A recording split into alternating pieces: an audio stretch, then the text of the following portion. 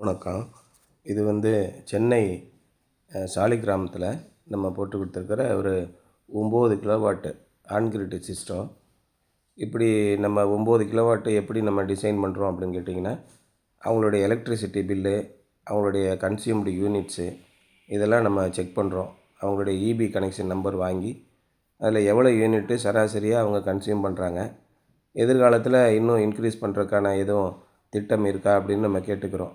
இப்போ இன்றைக்கி இவங்களுக்கு சராசரியாக 17,000 அதிகப்படியாக 20,000 22,000 வரைக்கும் பில்லு வருது.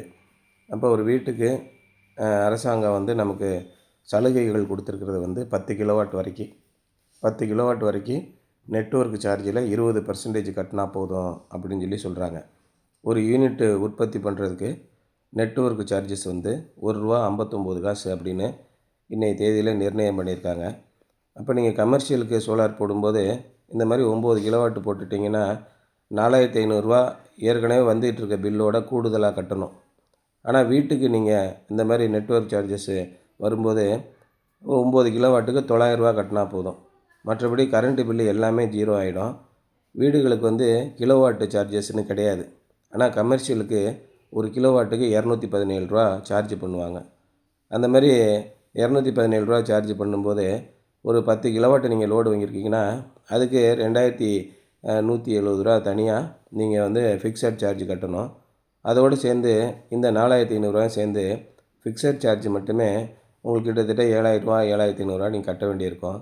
அதுக்கப்புறமா எக்ஸஸ் லோடு பெனால்ட்டி கமர்ஷியலுக்கு வரும், பிஎஃப் சார்ஜஸ் வரும், எலக்ட்ரிசிட்டி டேக்ஸஸ் வரும். இதெல்லாம் வரும்போது கமர்ஷியலுக்கு ஆன் கிரிட் போடுறது அந்தளவுக்கு நமக்கு நல்லதில்லை, லாபம் தராது.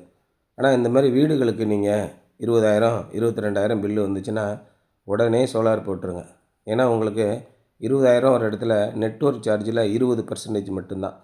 ரூ. 1.59 நெட்வொர்க் சார்ஜ்னால் அதில் 20% நீங்கள் கட்டினா போதும், ஒரு 30 காசு வரும் ஒரு யூனிட்டுக்கு. அப்போ ஒரு கிலோவாட்டுக்கு 87 கணக்கு வருது. 9 கிலோவாட்டுனா ஒரு 800 850 உள்ளே தான் அந்த நெட்வொர்க் சார்ஜ் கட்டணும். 22,000 நீங்கள் பில்லு கட்டுறீங்கன்னா இந்த 10 கிலோவாட் இன்வெர்ட்ரு போட்டு 9 கிலோவாட் சோலார் பேனல் போடும்போது நீங்கள் கட்டக்கூடிய பில்லு வெறும் 900 தான் வரும். அந்த மாதிரி வரும்போது ஒவ்வொரு பில்லுக்கும் நமக்கு ஒரு 20,000 22,000 மிச்சமாகும். நமக்கு திரும்ப முதலீடு செய்த தொகையை திரும்ப எடுக்கிறது ரொம்ப ஈஸி. அப்போ இப்போ நம்ம இந்த திட்டத்தில் என்ன போட்டிருக்கோன்னா 6 கிலோவாட்டுக்கு மேலே போயிடுச்சுனாலே நீங்கள் சப்சிடி திட்டத்துக்கு போக வேண்டியதில்லை, நான் சப்சிடி திட்டத்திலே போட்டுக்கலாம். அந்த மாதிரி போடும்போது உங்களுக்கு லாபம் மிச்சமாகும். அதுவும் பார்த்திங்கன்னா இந்த ஜூன் மாதம் வரைக்கும் தான் இந்த திட்டம் இருக்குது. ஜூன் மாதத்துக்கு அப்புறம் இந்த மாதிரி வீடுகளுக்கு போட்டாலும் நீங்கள் இந்த மாதிரி ஆன் கிரிட்டுன்னு போயிட்டீங்கன்னா கமர்ஷியலுக்கு போட்டாலும் சரி, இபி கனெக்ஷனோடு சேர்ந்து நீங்கள் கொடுக்க போகிறீங்க அப்படின்னா அதுக்கும் டிசிஆர் பேனல் தான் நீங்கள் பயன்படுத்தணும். அப்போ இன்றைக்கி இருக்க தேதியை விட கூடுதலாக ஒரு 20% விலை கூடிரும். ஏன்னா சாதாரண இன்டர்நேஷ்னல் மார்க்கெட்டில் வாங்கக்கூடிய பேனலை விட இந்த உள்ளூரில் தயாரிக்கக்கூடிய பேனல் அப்படின்னு சொல்கிறாங்கள்ல, DCR panel, domestic content requirement, ஒரு பேனலை தயாரிக்கக்கூடிய பொருட்களில் எல்லாமே இந்தியாவில் தயாரித்த பொருளாக இருக்கணும். அது கிளாஸாக இருந்தாலும் சரி, ஃப்ரேமாக இருந்தாலும் சரி, பின்னாடி இருக்கக்கூடிய ஷீட்ஸாக இருந்தாலும் சரி, செல்லாக இருந்தாலும் சரி, உள்நாட்டில் தயாரிக்கும் போது 30% விலை அதிகமாக இருக்குது அப்படின்னு சொல்லிட்டு சர்வதேச தரத்தில் வரக்கூடிய பேனலை விட உள்நாட்டில் தயாரிக்கக்கூடிய பேனல் 30% அதிகமாக இருக்குது. அதுக்காக தான் அரசாங்கம் மானியம் கொடுக்குது. உள்நாட்டிலே சில கம்பெனிகள் உற்பத்தி பண்ணிவிட்டு அந்த உற்பத்தி செலவை ஈடுகட்டுறதுக்காக மானியம் நமக்கு கொடுத்துட்ருக்காங்க. இதே நீங்கள் சர்வதேச தரத்தில் இருக்கக்கூடிய இன்டர்நேஷ்னல் பிராண்டு கம்பெனி நான் டிசிஆர் போடும்போது மானியம் கொடுத்து வாங்கிறத விட ரொம்ப கம்மியாக வருது. அதனால் இந்த இடத்துல நாங்கள் என்ன பண்ணியிருக்கோம் அப்படின்னா, நான் டிசிஆர் பேனலு உள்நாட்டிலே தயாரித்த பொருட்களை கொண்டு உற்பத்தி செய்யாத இந்த பேனல்களை பயன்படுத்தியிருக்கோம். அதனால் விலை ரொம்ப கம்மியாக வருது. கிட்டத்தட்ட ஒரு 5 லட்ச ரூபாய்க்குள்ள 10 கிலோவாட் முடிஞ்சு போயிடும். இந்த மாதிரி இருக்கும்போது நமக்கு அதிக லாபம். இப்போ இதுவே நம்ம சப்சிடி திட்டத்தில் போடும்போது என்ன ஆகுதுன்னா 7 லட்ச ரூபா வந்துடும். 7 லட்ச ரூபாவில் 78,000 மானியம் கிடைக்கும். அது நமக்கு நட்டமாகும். அதனால தான் கமர்ஷியலுக்கு நீங்கள் போடும்போது சர்வதேச தரத்தில் இருக்கக்கூடிய நான் டிசிஆர் பேனல் போட்டுடணும். டிசிஆர் பேனல் போடக்கூடாது. பம்பிங் சிஸ்டம் போடும்போதும் டிசிஆர் பேனல் போடக்கூடாது. நல்ல தரமுள்ளதாக இருக்கும், விலை மலிவாக இருக்கும் டிசிஆர் பேனல் வாங்குறத விட. அந்த மாதிரி நீங்கள் போயிட்டீங்கன்னா உங்களுக்கு லாபம் அதிகம். இந்த இடத்துல அப்படி தான் போட்டிருக்கோம்.